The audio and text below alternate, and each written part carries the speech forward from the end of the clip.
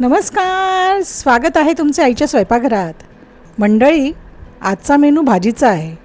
भेंडी बघून बऱ्याच जणांची नाकं मुरडतात, पण मी खात्री देते अशी मसाला भेंडी एकदा खाल्लीत तर भेंडीच्या भाजीविषयी तुमचं मत नक्की बदलेल. अशी भाजी जर डब्यात दिलीत तर सगळा डबा संपेल. चला तर मग पाहूया कशी करायची ही मसाला भेंडी.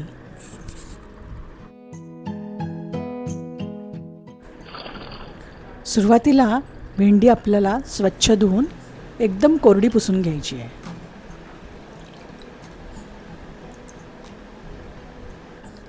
आता पहा, मी सगळे अशा कोरडे पुसून घेतलेले आहेत. आता आपण कट करताना अशा अंतरावरती कट करणार आहोत आणि एका तुकड्याचे आपण असे 4 तुकडे करणार आहोत उभे. अशा तऱ्हेने कट केलेली भाजी चवीला थोडी वेगळी लागते. पहा तुम्ही, खूप छान लागते.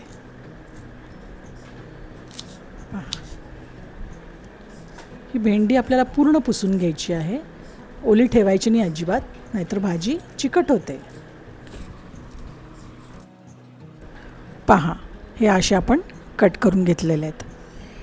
आता लसणाच्या पाकळ्या आपण थोड्याशा ठेचून घेऊया.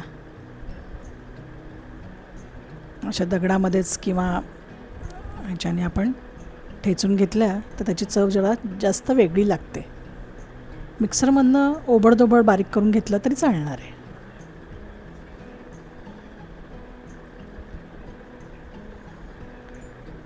आता एका कढईत आपण तेल घेऊया. त्यात मोहरी टाकलेली आहे.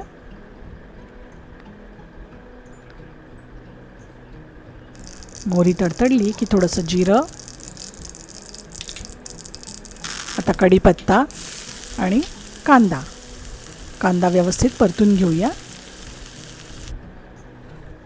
मंडळी, भेंडीच्या भाजीचे आरोग्याच्या दृष्टीने खूप महत्त्व आहे. यामध्ये फायबर भरपूर असतं, त्यामुळे पोट एकदम साफ राहतं आहे. शिवाय व्हिटॅमिन सी आणि अँटीऑक्सिडंट्स असल्यामुळे रोगप्रतिकारशक्ती आपली वाढते. या पारंपरिक भाज्या ज्या आहेत त्या पोटात गेल्याच पाहिजेत. त्यामुळे थोडी पद्धत बदलून आपण ह्या भाज्या केल्या तर सगळेजण अगदी आवडीने खातात. आणि मला खात्री आहे ही पद्धत तुम्हाला नक्की आवडेल. पहा, आपला कांदा थोडा मऊ होतोय. आता यामध्ये आपण थोडीशी हळद, हिंग हे टाकलं आहे आणि आता परतून घेतो आहे.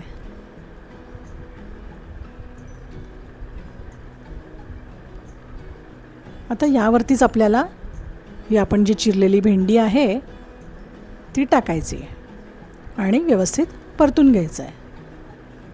आता कुठलेच आपण मसाले टाकणार नाही आहोत.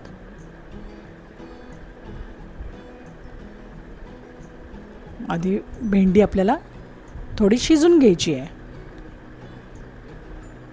याच्यात थोडंसं मीठ टाकते आणि झाकण ठेवून थोडीशी शिजून घेऊया.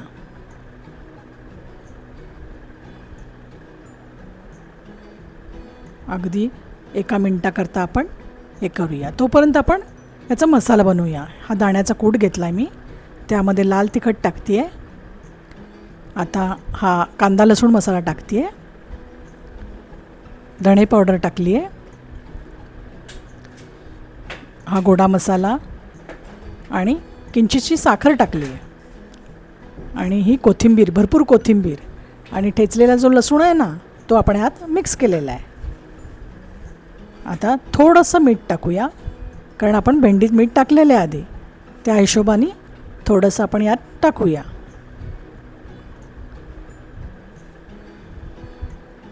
हा मसाला तयार झालेला आहे आपला. आता भेंडी शिजली का पाहूया. भेंडी थोडी मऊ झाली. हां, भेंडी थोडी मऊ झालेली आहे. आता हा आपण मसाला यावरती टाकून देऊ.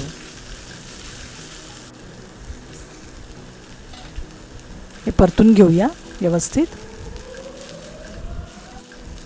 पहा, भाजीला काय छान रंग आला आहे. आणि वासही मस्त सुटला आहे. आता यामध्ये मी आमसूल टाकते. हे कशासाठी? तर थोडंसं आंबट काही टाकलं की भेंडी एकदम अशी सुटसुटीत होते, मोकळी होते. त्याच्यासाठी लिंबू असेल तर लिंबू पिळा, नाहीतर एखादं कोकम टाकलं तरी चालतं आहे. आता अगदी अर्धा मिनटासाठी आपण झाकून ठेवूया. पहा, आपली भाजी मस्त तयार झालेली आहे. अशी भाजी गरमागरम पोळीबरोबर खा, नाहीतर आमटी भाताबरोबर खा, आणि डब्यात तर काय विचारता, डबा तर पूर्ण संपून येईल, याची मी तुम्हाला खात्री देते. पहा, आता आपण हे सर्व करूया. रंग पण किती छान आला आणि एकदम मोकळी झालेली आहे. पहा,